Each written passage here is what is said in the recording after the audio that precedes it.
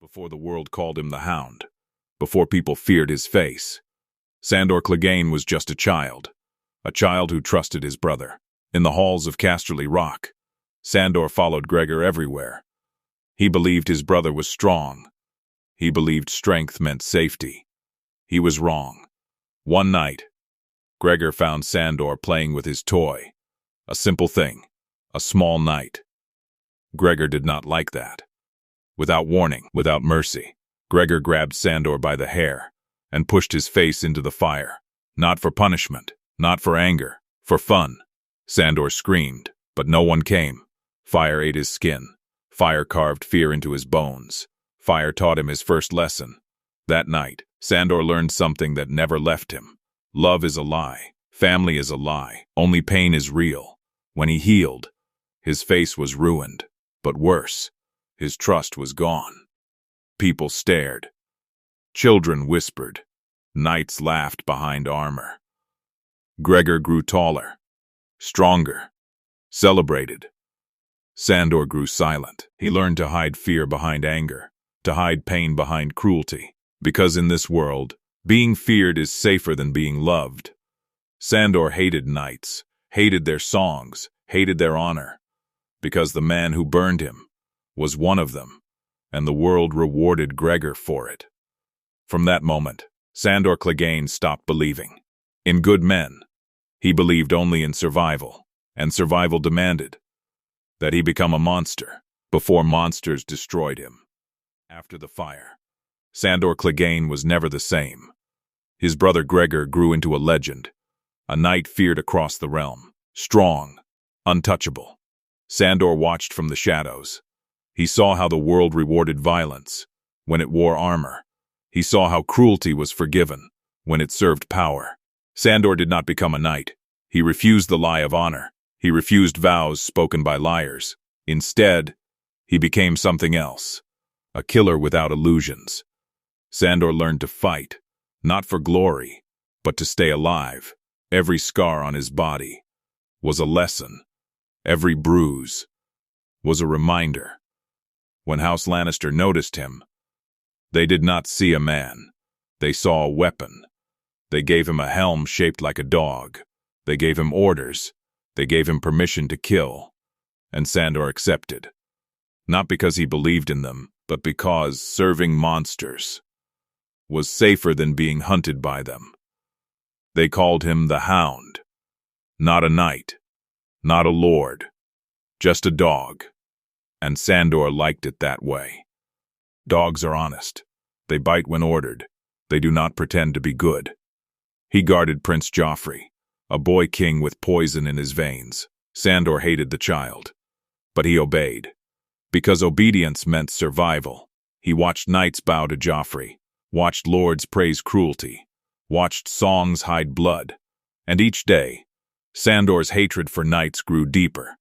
He saw Gregor ride with banners, celebrated for slaughter. Sandor wore no banners. No songs followed him, only fear. And fear, he learned, kept him alive. By the time people whispered his name, Sandor Clegane was no longer a boy burned by fire. He was the Hound, a man who trusted no one, a man who believed in nothing, a man who survived by becoming exactly what the world expected him to be, a monster. But even monsters, deep inside, remember what it felt like to be human. Sandor Clegane had no love for castles, but King's Landing became his cage. He stood beside the Iron Throne, watching kings pretend to be gods, and knights pretend to be good men. Then he noticed her, Sansa Stark, a little bird from the north, lost among monsters. She believed in songs, in brave knights, in happy endings. Sandor saw himself in her fear. When Joffrey tormented her, Sandor stayed close, not to comfort her, but to make sure she survived. He spoke to her with cruelty, because kindness would have broken him. He told her the truth, that knights were not heroes, that songs were lies, that the world was built on blood. Sansa listened. She learned. And slowly, Sandor began to change. Not into a better man, but into an honest one. He protected her in silence. He stood between her and violence, even when no one asked him to. At night, when the city slept, Sandor spoke of his scars, of fire, of pain, of a brother who never loved him. Sansa did not turn away. For the first time, someone saw Sandor Clegane, not as a monster, but as a wounded man, and that terrified him, because caring meant weakness, and weakness had nearly killed him once. So Sandor pushed her away. He used harsh words. He hid behind anger. But deep inside, something fragile survived. A piece of humanity he thought had burned away forever. In a city of lies, Sansa Stark reminded Sandor Clegane of a truth he had tried to forget, that even the ugliest scars could still protect something beautiful. The night the river burned, Sandor Clegane broke. The Battle of Blackwater filled the sky with fire. Green flames swallowed ships. Screams drowned prayers. For other men, it was glory. For Sandor, it was hell. Wildfire reminded him of everything. The heat, the smell, the sound of flesh burning. Fire was not just fear, it was memory. As flames climbed the walls, Sandor felt the child inside him screaming. He drank, he cursed, he laughed like a madman. But fear does not disappear, it waits. When fire touched his armor, Sandor froze. Not because he was weak, but because no man can outrun his past forever. He dropped his sword. He walked away from kings, from banners, from lies. They called him a coward. Sandor did not care. For the first time in his life, he chose himself. Before leaving the city, he went to Sansa Stark, the girl who believed in songs. He offered her escape. Not out of love, not out of hope, out of honesty. He told her the truth, that the world was cruel, that no night was coming. Sansa refused. She was braver than he expected. Sandor left her behind, carrying something heavier than fear. Regret. Outside the city, with fire still burning behind him, Sandor Clegane walked into the dark. He was no longer the Hound. He was just a man, running from flames that had followed him his entire life. Sandor Clegane did not plan to save anyone. He planned to survive. On a broken road, he found Arya Stark, a small girl with dead eyes, and a blade too heavy for her hands. She tried to kill him. She failed. Sandor laughed, not because it was funny, but because it was familiar. Anger, hatred, a child shaped by war. Sandor took her, not as a rescue, as a bargain. Gold was his plan, ransom was his purpose. Together, they traveled through a land destroyed by kings, villages burned, bodies rotted, hope disappeared. Arya hated Sandor. She cursed him. She watched him sleep, hoping he would die. Sandor did not care, or so he told himself. He taught her how to survive, how to hold a blade, how to look death in the eye. Not gently, not kindly, honestly. They argued. They fought. They saved each other. On the road, Sandor saw himself in Arya, a child forced to become sharp, because softness gets you killed. And Arya saw something in Sandor she did not want to admit, a protector, a broken one, but a real one. Each mile carved something away. Hatred softened. Anger changed shape. They were not family. They were not friends. They were two survivors, walking through hell together. And hell, Sandor knew, never lets you walk alone for long. Sandor Clegane lay broken. The road had left him hollow, his body battered, his spirit fractured, and yet alive. Arya Stark had left him, a knife's edge away from death. And for the first time, Sandor did not curse her. He accepted it. Because he had learned something on the road. No one saves you. No one cares. You survive only if you choose to. A farmer found him later.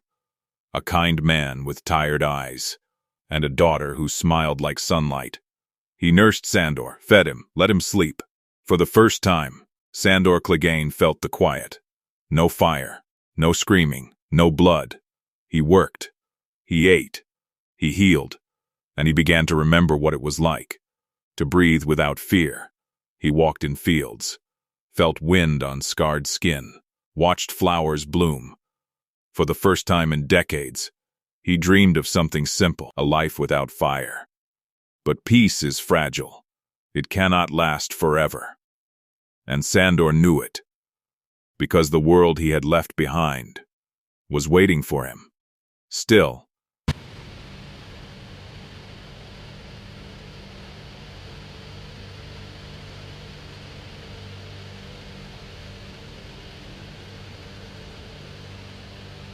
Still, he savored every quiet moment, every laugh of the child, every smile of the farmer's daughter. He remembered who he was. Not the Hound. Not a weapon. Not a monster. A man. And for a moment, that was enough. Sandor Clegane walked again. The quiet life had ended. Violence always finds those who run from it. He joined the Brotherhood without banners. Men who called themselves just. Men who believed in honor. Men who believed in heroes. Sandor believed in none of it. He followed them. Because it was safer than wandering alone. Because swords kill faster than hunger. But something inside him stirred. A memory. A whisper. He saw the suffering of the weak. The cruelty of the powerful. And he remembered the girl from the north. Sansa. Arya. He realized he could not run forever. Not from monsters, not from fire, not from himself. In the campfires at night, he argued with men who spoke of gods, who spoke of justice, who spoke of hope. Sandor laughed at their words, mocked their faith, but secretly he listened to their kindness, to their bravery, to their humanity. Because deep down, Sandor Clegane remembered that he was human once too. He saw fear in his brother's eyes, and he did not exploit it. He saw weakness, and he did not kill it. For the first time in decades, he chose mercy over anger. Not often, not for everyone, but it was a start. And when the dead rose on the horizon, and chaos threatened to swallow the world, Sandor Clegane picked up his sword. Not for kings, not for banners, not for glory, but for the living. For the fragile hope that maybe, just maybe, a monster could do something good. The fire had never left Sandor Clegane. From the moment Gregor pushed his face into the flames, to the battles he survived, to the roads he walked with death at every turn, fire was his constant companion. But now, the fire was different. It was final, inevitable. The mountain. Gregor Clegane. A man transformed into a beast of rage and strength. A living weapon of destruction. The brother who haunted every scar on Sandor's body. The shadow behind every fear. Sandor did not hesitate. He did not run. He faced the mountain, not for vengeance, not for glory, for freedom. They clashed. Metal screamed. Sparks flew. The world seemed to stop as two monsters met. Every strike was a memory.